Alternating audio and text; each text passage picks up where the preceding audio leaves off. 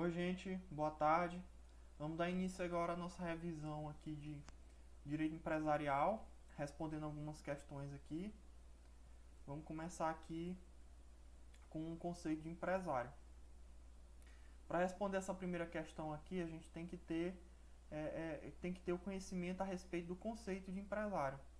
Esse conceito está previsto no artigo 966 do Código Civil, e ele fala que considera-se empresário quem exerce profissionalmente atividade econômica organizada para a produção ou circulação de bens ou de serviços.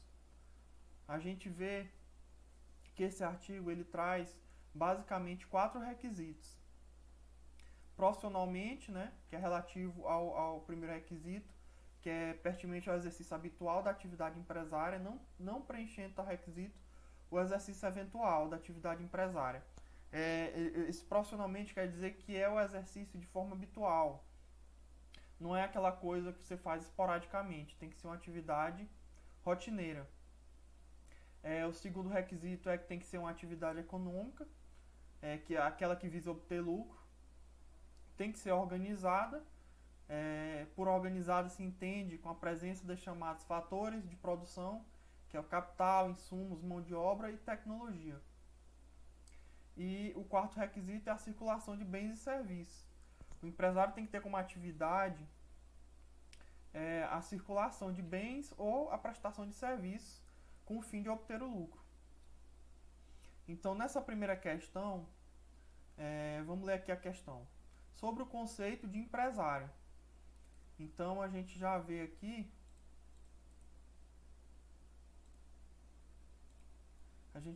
que ele quer saber o conceito.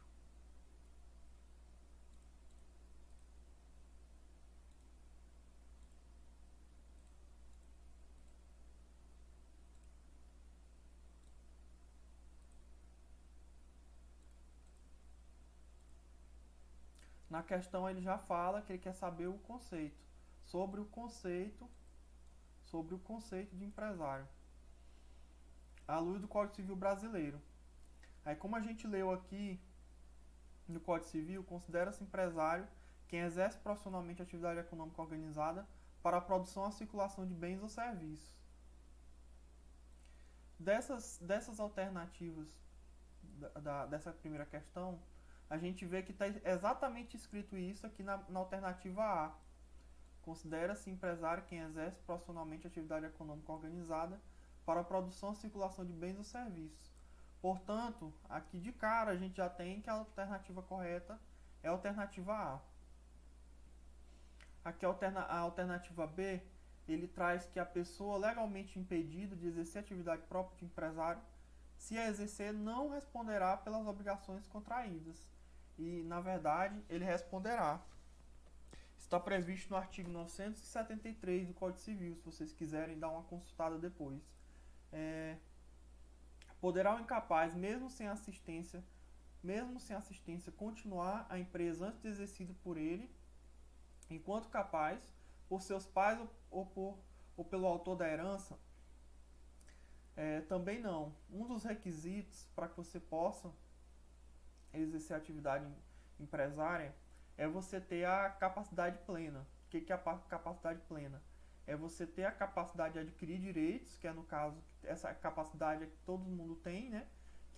Basta nascer com vida para ter essa capacidade, e ter a capacidade de fato, que é que você consegue quando você completa a maioridade, a partir dos 18 anos. Só que você também pode constituir uma empresa e no decorrer dessa empresa você fica incapaz, vamos dizer, por causa de um acidente. Por causa de algum acidente ou momentaneamente você está em coma, ou você ficou com alguma deficiência mental, então você é considerado relativamente incapaz. Nesse caso, você não pode continuar a empresa estando incapaz, sem assistência, né? Você até pode permanecer, que o seu nome vai permanecer na empresa, mas você vai ser assistido pelo período que você ficar incapaz. Isso também vale para o caso de menor, no caso de menor que herda uma empresa, né? Aqui, ó, no caso de herança. Ele precisa de uma pessoa para representá-lo, se ele for incapaz ainda, se ele for menor. Aqui a alternativa dele fala da necessidade de outorga conjugal. Por exemplo, o marido, se ele precisa da outorga quando ele for gravar ônus real, né? Dá em garantia algum bem da empresa. Nesse caso, o Código Civil fala que não, que também não precisa dessa outorga. Essa previsão está no artigo 978 do Código Civil. Vamos passar aqui para a próxima questão.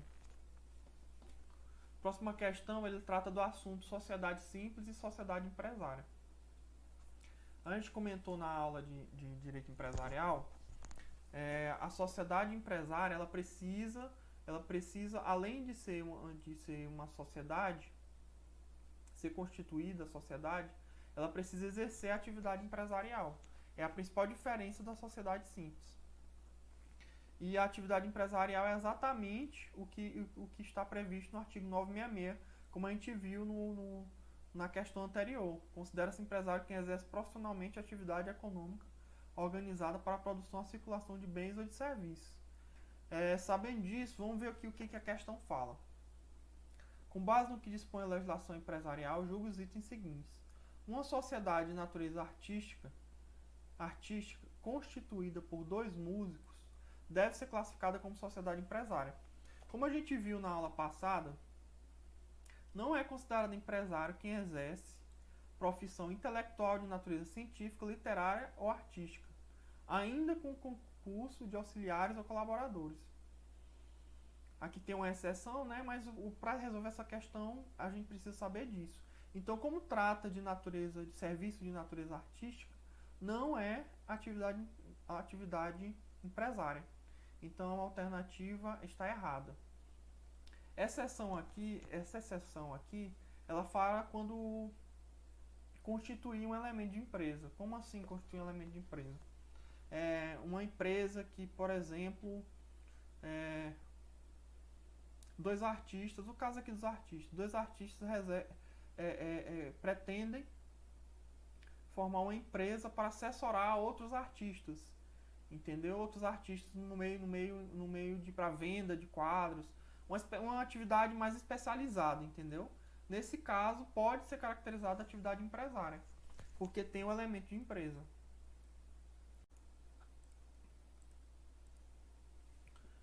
A gente vai começar aqui agora a falar nos tipos societários. Aqui na terceira questão. Bem, primeiro a gente vai ver aqui quais os tipos societários. Nós temos a sociedade em nome coletivo. Essa sociedade... Espera só um minuto.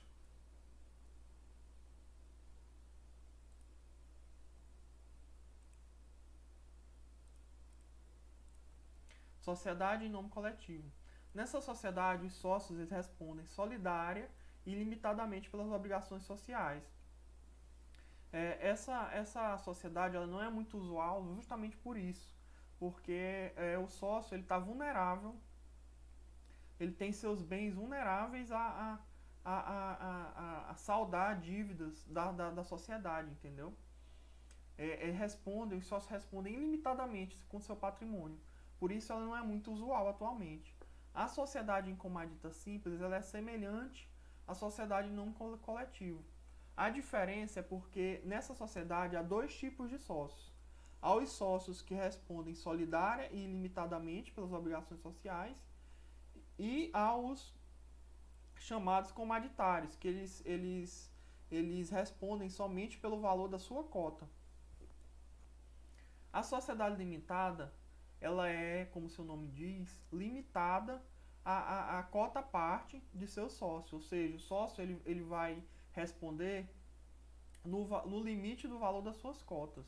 Por essa razão, ela é uma das mais utilizadas, porque ela de certa forma, ela protege o patrimônio do sócio. Contudo, ele se responsabiliza pela integralização integral do capital social. O que isso quer dizer? Quer dizer que todos os sócios eles devem integralizar a sua cota parte do capital social.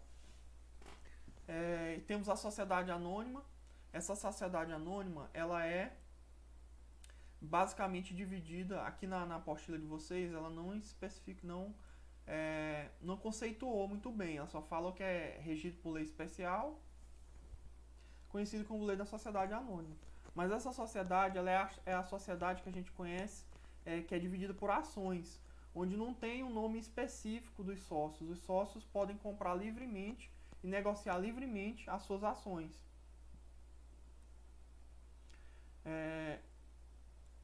Aqui nós temos também a próxima, a sociedade comadida por ações. Igualmente, a sociedade anônima, ela também tem o capital social dividido em ações. Rege-se, inclusive, pelas normas da sociedade anônima. Então, qual que é a diferença? Vocês vão perguntar qual é a diferença entre a sociedade anônima e a sociedade comadida por ações. Basicamente, a sua diferença é como se dá a sua administração. Aqui na sociedade anônima, ela tem um corpo administrativo, e esse corpo administrativo ele é eleito em assembleias. No caso da sociedade comadida por ações, quem vai administrar essa sociedade são os próprios acionistas, e isso fica determinado em seu contrato social e não por uma assembleia. Aqui na sociedade anônima é como se tivesse, por exemplo, uma eleição para eleger esses administradores, e não necessariamente precisam ser acionistas. Aqui na sociedade comadida por ações são acionistas, e ainda isso fica previsto no contrato social, quem que vai administrar. Agora vamos aqui para a questão, ver se a gente consegue responder com essas informações. Qual o tipo societário completa corretamente a lacuna na frase seguinte? A responsabilidade de cada sócio é restrita ao valor de suas cotas, mas todos respondem solidariamente pela integralização do capital. Como a gente viu aqui, literalmente o conceito aqui de sociedade limitada. Portanto, a alternativa correta é a letra C. Vamos ver aqui de novo, sociedade limitada. Aqui a responsabilidade de cada sócio é limitada ao valor de suas cotas, porém todos respondem solidariamente pela integralização do capital. Vamos aqui. Portanto, correta a letra C. Vamos passar aqui para a quarta questão. Aqui na quarta e na quinta questão, nós vamos tratar dos temas fusão, incorporação e cisão. Resumidamente, na apostila de vocês, ela traz os seguintes conceitos. A incorporação é o processo no qual uma ou mais sociedades são absorvidas por outras que lhes sucedem todos os direitos e obrigações. O que acontece? Uma empresa maior, ela absorve uma outra empresa e a seu capital social. Ela absorve tanto os ativos como os passivos dessa empresa. Por exemplo, uma empresa de sapato, que produz sapatos, ela incorpora a sua empresa o seu fornecedor de couro, por exemplo. Uma empresa que fornece couro para a sua empresa. Ela incorpora a sua empresa e as duas empresas passam a ser a incorporadora, entenderam? A empresa de sapato passa a ser a empresa também de couro. A outra empresa passa a fazer parte dessa empresa. Nós temos a fusão. Na fusão ocorre a extinção de duas ou mais sociedades, e a partir dessa extinção se juntam os ativos e os passivos dessa empresa e formam uma terceira empresa, uma outra empresa. A diferença aqui da incorporação é porque na incorporação não há extinção da empresa que absorve.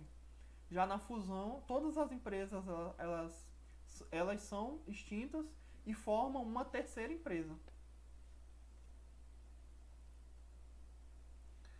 Ele fala aqui, considera-se fusão o processo em que une duas ou mais sociedades para formar uma sociedade nova, que lhe sucederá todos os direitos e obrigações. E a cisão, ela é a divisão. Existe uma empresa e essa empresa se divide formando duas ou mais empresas, ou ela pode também existir e uma parte dessa empresa pode sair e se formar uma outra empresa. Por exemplo, a empresa de sapato, que eu acabei de citar, ela desmembra da sua sociedade o setor que era responsável por fornecer o couro. E essa parte da empresa formará uma outra empresa. E pode acontecer também a extinção da empresa e se formar duas novas empresas. Vamos ver aqui como a apostila traz. A cisão é o processo na qual uma companhia transfere parcela de seu patrimônio a uma ou mais sociedades que forem constituídas para essa finalidade. Porém, também ser sociedades já existentes.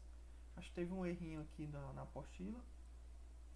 Quer dizer que também pode ser sociedade já existente, extinguindo-se a companhia cindida, se houver versão de todo o seu patrimônio, ou dividindo-se o seu capital, se parcial a versão. É basicamente o que eu falei aqui. Pode se extinguir a empresa e formarem duas novas empresas na cisão, ou a empresa pode permanecer, mas apenas uma parte dessa empresa se torna outra empresa, outra sociedade. Vamos ver aqui a pergunta agora das duas questões. O ato em que uma ou várias sociedades são absorvidas por outras, são absorvidas por outra, que lhe sucedem todos os direitos e obrigações, devendo todas aprová-la na forma estabelecida, para que os respectivos tipos, quais os institutos do direito empresarial, corresponde à descrição supracitada. Quando a gente vê aqui a absorvida, logo a gente vê que se trata de uma incorporação. Porque a empresa ela incorporou outra empresa, outra sociedade, a sua empresa, seu capital. E ela ainda fala aqui, sucedendo em todos os direitos e obrigações da empresa que foi incorporada. É o que a gente fala, é o que a gente acabou de ver aqui. É um processo no qual uma ou mais sociedades são absorvidas por outras. Portanto, a alternativa correta, letra C. Vamos aqui para a quinta questão. De acordo com o Código Civil, em relação à transformação, incorporação, fusão ou cisão de sociedades. Aqui a gente não tratou da transformação, mas a transformação ela é quando uma empresa muda o tipo societário dela. Por exemplo, ela é uma sociedade, uma sociedade, como é que eu posso dizer que uma sociedade limitada, né? E ela abre o capital dela e vira uma sociedade anônima. Isso é o que chama de transformação. Então ele pergunta, de acordo com o civil, em relação à transformação, incorporação, fusão ou cisão de sociedades, é correto afirmar que a transformação societária prejudica os direitos de seus credores? Não, a transformação não prejudica. Inclusive, a legislação traz mecanismos para que os credores possam ser protegidos em relação a isso. Que também fala da transformação. Eu nem vou comentar muito em relação à transformação, porque a apostila não entrou nesse mérito. Vamos ver aqui essa questão C. A fusão extingue as sociedades que se unem para formar uma nova, que assumirá os direitos e as obrigações das anteriores. Essa aqui é a alternativa correta. Traz o conceito de fusão. Considera-se fusão um processo em que duas ou mais sociedades para formar uma sociedade nova, que lhe sucederá em todos os direitos e obrigações. Portanto, a alternativa correta, letra C. Bom, gente, agora a gente vai responder aqui uma das questões da apostila. E eu vou fazer até uma observação aqui para vocês, porque alguma das alternativas aqui não é possível responder com o conteúdo da apostila. Eu vou responder aqui e vou explicando aqui para vocês o motivo. Assinale a opção correta acerca do direito da empresa. A primeira alternativa aqui, ele trata da transformação. Como eu falei para vocês, na apostila não traz o Instituto da Transformação. Pelo menos eu não encontrei na apostila. Se vocês encontrarem, vocês podem me avisar aí. Mas a alternativa fala, para a transformação da sociedade, em nome coletivo, em sociedade limitada, exige-se regular dissolução e liquidação da sociedade em nome coletivo e, posteriormente, a constituição de uma nova sociedade. Essa alternativa aqui, ela tá falsa, com base no artigo. Vocês têm que, infelizmente, para poder responder, tem que ter o Código Civil, tem que ir pelo Código Civil. O artigo 1113 do Código Civil, ele fala que o ato da transformação, independente de dissolução ou liquidação da sociedade, obedecerá aos preceitos regulares da Constituição e inscrição próprios do tipo em que vai converter-se. Portanto, não exige-se a dissolução da sociedade para poder ocorrer a transformação. Vamos aqui para a letra B. A sociedade comadita simples, os comoditários, pessoas físicas, são responsáveis solidárias e ilimitadamente pelas obrigações sociais.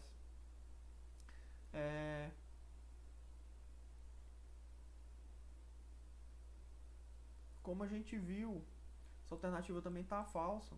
Como a gente viu aqui, na sociedade comadita simples, os comoditários, eles não respondem solidária e limitadamente. Na verdade, são divididos em dois tipos de societários, como a gente falou anteriormente, e os comoditários, eles respondem somente em relação à sua cota parte. Vamos até voltar aqui nessa parte aqui da apostila para relembrar.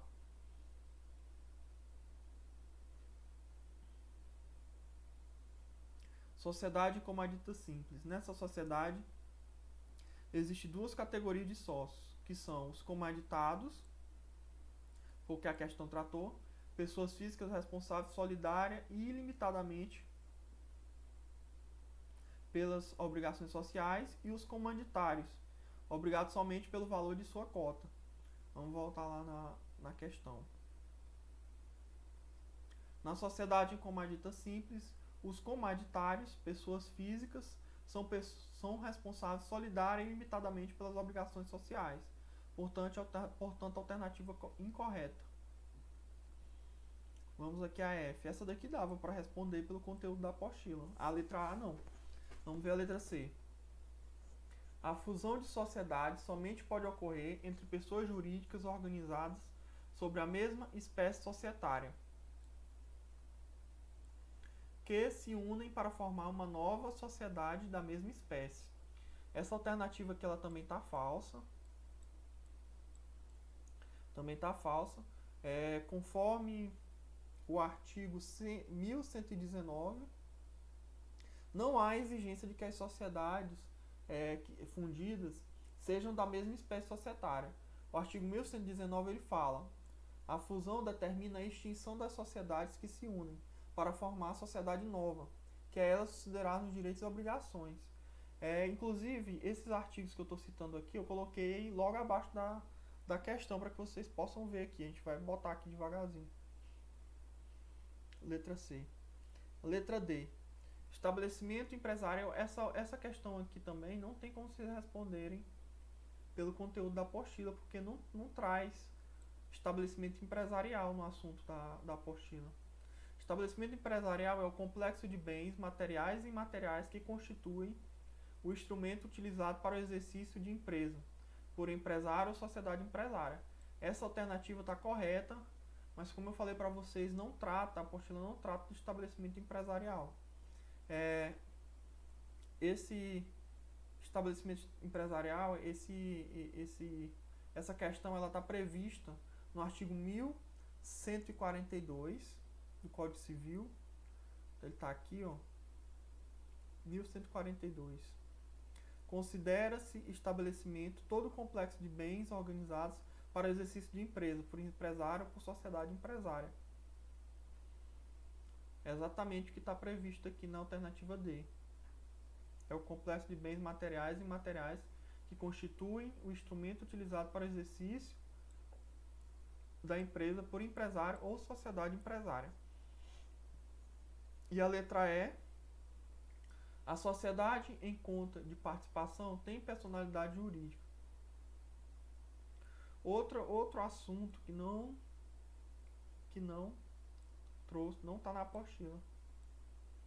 Tem personalidade jurídica. Seu contrato social é registrado na junta comercial, mas a atividade constitutiva de objeto social é exercida unicamente pelo sócio ostensivo, em seu nome individual, participando os demais sócios somente dos resultados financeiros da sociedade.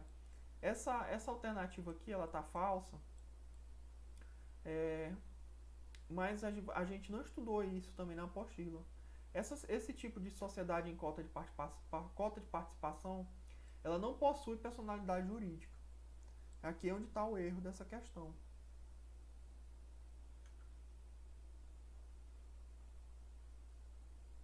Ele é o que a gente chama de sociedade não personificada. Essa previsão dessa sociedade, ela está no artigo 992, 993, ambos do Código Civil. E, portanto, a alternativa é errada. A gente encerra por aqui o resumo de direito empresarial. Esses artigos aqui eu vou fornecer em PDF para vocês, essa aula, esse resumo aqui, vou fornecer em PDF. E encerramos por aqui o nosso assunto.